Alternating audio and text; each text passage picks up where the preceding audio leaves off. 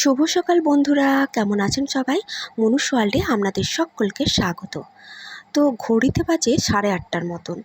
কালকে রাত্রেবেলায় পুচকু অনেক রাত অবধি জেগেছিল, তাই আমিও ঘুমাতে পারিনি। তাই জন্য অনেকটা দেরি হয়ে গেছে আজকে উঠতে। 7:30টার মতো বাজে। উঠে ঘুম থেকে উঠেই দেখি মামনি সবাইকে চা দেওয়া হয়ে গেছে। তো তারপরে দেখি মামনি মুড়ি খাওয়ার জন্য ঘুগনিও করা হয়ে গেছে। তো আমি চাটা খেয়ে ফ্রেশ হয়ে এই যে চলে আসলাম এখন কাচাকুচি করতে। কারণ এই কাচাকুচিটা হয়ে গেলে আমার না অনেকটা কাজের হালকা লাগে। তো আজকে রুম এখনও পর্যন্ত পরিষ্কার পরিচ্ছন্ন করা হয়নি। মাম্মামকে তার দাদা দিদিরা ঘিরে নিয়ে বসে আছে আমার রুমে। তো ওই জন্য আমি ভাবলাম তো আগে কাচাকুচিটা করে নিই, যেহেতু রোদ আছে। তো কাচাকুচি করে মিলে দিলে তাড়াতাড়ি শুকিয়ে যাবে। তো এই যে আমার কাচা হয়ে গেছে। অল্প একটু সার্ফ দিয়ে প্রথমে ভালো করে ধুয়ে নিয়েছি। তারপরে এই যে ডেটল জল করে এখন 15 মিনিটের মতন ভিজিয়ে রাখবো। তারপরে গিয়ে ছাদেতে মিলে দিয়ে আসবো।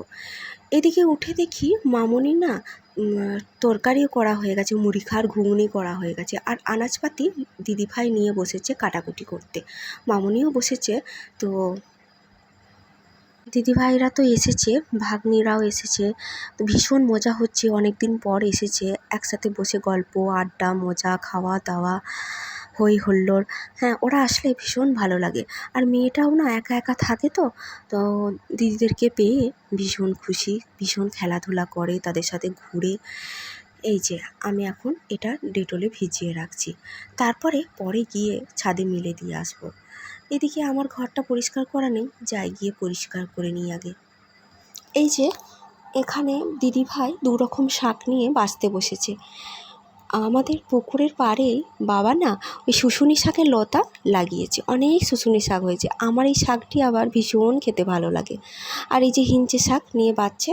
তো এই দেখুন না আমার রুমটার কি অবস্থা। আর ওইদিকে মাম্মামকে দুয়ারে শুইয়ে রেখেছি, একটু রুমটা পরিষ্কার করে নিই, তারপরে ছাদে গিয়ে জামা কাপড়গুলো মেলে দিয়ে আসবো। তো এই যে আমি এখন চলে আসলাম ছাদে রুম টুম পরিষ্কার করে দিয়ে। মাম্মাম দেখেছি যখন রাত্রে জেগে থাকে অনেক রাত অবধি, তখন না বেশি শুশু করে। আমার যে এত কাঁথা আজকে হয়েছে, কাঁথা কাচতে কাচতে আমার হাতে ব্যথা হয়ে গেছে। তো 14-15টার মতন কাঁথাও কালকে রাত্রে ভিজিয়েছে। যতক্ষণ জেগে থাকে ততক্ষণ শুশু করে, আবার যখন ঘুমিয়ে যাবে তখন নিয়ে আর শুশু করে না। তো এই যে আমার এগুলো মেলে দিলাম এখানে। আজকে ছাদেই নিয়ে আসলাম, জানেন তো, নিচেতে না একদম জায়গা নেই। ওরাও তো এসেছে, ওদেরও জামা কাপড় শুকাচ্ছে আর করছে, তাই জন্য আমি আজকে ছাদে মিললাম। তো এই যে মেলা হয়ে গেছে প্রায়, আমি এরপর নিচে যাব। কখন থেকে ওরা বসে আছে আমার জন্য। এবার অনেকখানি বেলাও হয়ে গেছে, এবার খাবার খেতে দেবো, মুড়ি দেবো ওদেরকে। সকালে তো আমরা মুড়ি খাই। তো চলুন নিচে যাওয়া যাক। তো এই যে আমি এখন মুড়ি নিয়ে বসে গেছি, এটা আমার মুড়ি, পাশে সবাই খাচ্ছে। তো একটুখানি আলু ভাজা ছিল নিয়েছি, আর এই যে ঘুগনি করেছিল আলু দিয়ে মটর কলাই দিয়ে, আর একটু লঙ্কা আর পেঁয়াজ। আর দিদিভাই নিয়ে এসেছিলো মৌচাক মিষ্টি, আমার প্রিয়, ওটাই খেয়েছি। আজকে না শুক্তো হবে, জানেন তো, আমাদের তো এখানে কেউ সাদা শুক্তো খায় না, এই মশলা দেওয়া শুক্তো খায়। এই যে কাঠখোলাইতে মশলাটা ভেজে নিচ্ছি, এটাতে সর্ষে পোস্ত আর জিরে দিয়ে ভেজে নিয়েছি। তো হ্যালো গাইস, আজকে আমি চলে এসেছি নতুন ভিডিও নিয়ে। তো আপনাদের মধ্যে অনেকেই হয়তো মাউন্ট এভারেস্ট দেখেননি, তো আজকে আমি আপনাদেরকে দেখাবো মাউন্ট এভারেস্ট। তা আবার এইখানে দেখুন, এই যে মাউন্ট এভারেস্ট ভিডিও করছে। মাউন্ট এভারেস্ট দেখে নিন ভালো করে, এই যে মাউন্ট এভারেস্ট। তো মাউন্ট এভারেস্ট দেখে ফেলেছেন, আর যেতে হবে না মাউন্ট এভারেস্ট দেখতে। Tata, bye bye. ও হচ্ছে রূপম, আমার ভাসুরের ছেলে। দেখুন কেমন মজা করছে সেলফি স্টিকটা নিয়ে। এই যে আমাদের আর একজন ফুচকুর দাদা, ও ছোট হতে ইচ্ছে করেছে। ও বলছে আমি এখন বাচ্চা হয়ে গেছি, মশারির ভেতর ঘুমাবো।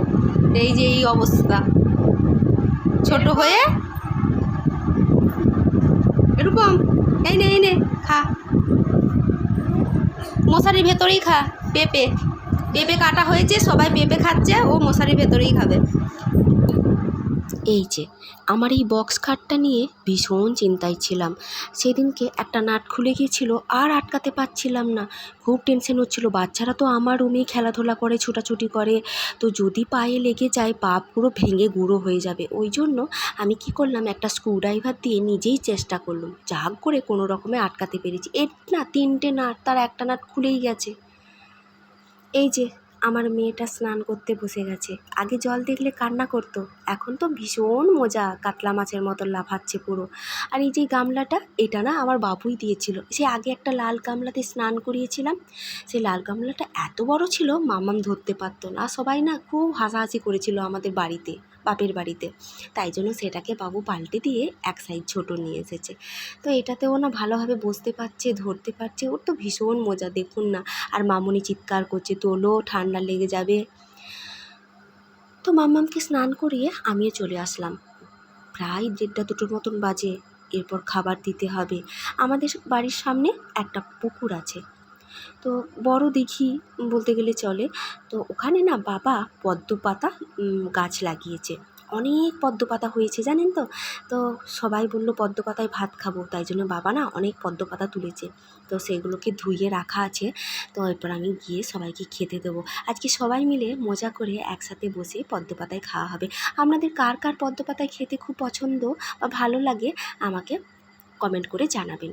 ঠিক আছে, চলুন সবাইকে খেতে দিয়ে দিই, অনেকখানি বেলা হয়ে গেছে।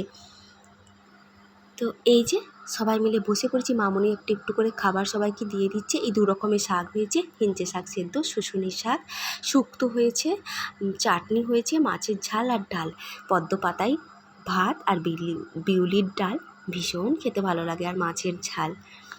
তো তারপর বিকেলবেলায় মামামের 5 মাসের ফটোশ্যুটটা আমরা করে নিলাম। 5 মাস পূর্ণ হয়ে গেল যে, দেখতে দেখতে মেয়েটা আমার কত বড় হয়ে গেল, তাই না? এতটুকুনি হয়েছিল, এই তো সেদিনকার কথা।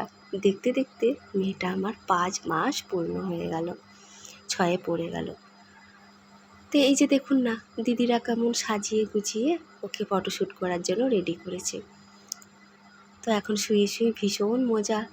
ও ভাবছে তাই তো, কী হচ্ছে, আমাকে নিয়ে কী করছে। আজকে ব্লগটা এখানেই শেষ করছি। ভালো থাকবেন, সুস্থ থাকবেন, সাবধানে থাকবেন। টাটা।